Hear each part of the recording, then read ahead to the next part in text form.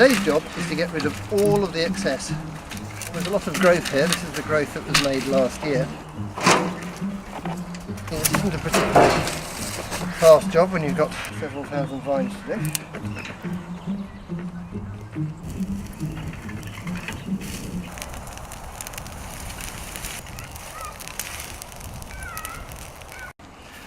This was the 1-year-old arm last year here, and it had the shoots off. These were all 1-year-old canes here. This is now 2 years old, and this bit here is 30 years old. And so what I've been through and done is cut off all the arms, the 2-year-old arms, because you won't get fruitful buds off those. And I've left some 1-year-old canes in the middle, which we're going to lay down later on. I've got to undo the clips that have held them on.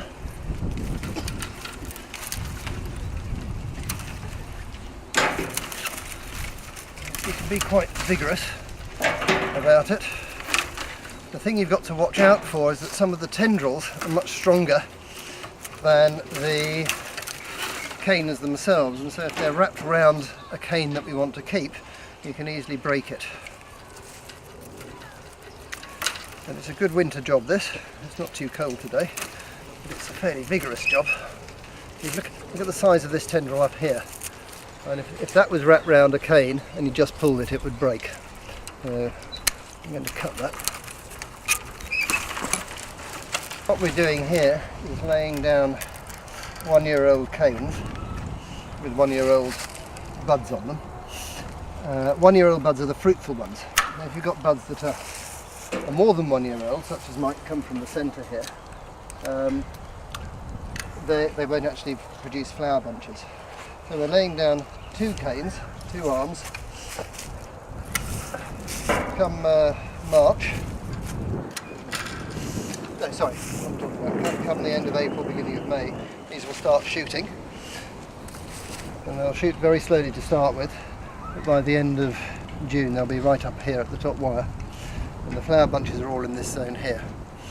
And they'll open, and hopefully we'll get good weather this year and they'll get set fruit, and we'll get some nice fruit. We crack the vines slightly, I don't know if you can hear it, and that, in theory at any rate, helps to disrupt the apical dominance of the vine. So if you don't crack, even when you do crack, the end bud seems to get more of the juice coming up the sap coming up the arm, and so it produces a much stronger shoot. Whereas if you crack it lower down, it disrupts that flow, and the intermediate buds end up being stronger as well. So I'm trying to take arms that draw on the strength of the vine from both sides. So I'm taking one arm from over here, one arm from over here. Leave a little shoot with a couple of buds on, which will help provide the replacement arms for next time.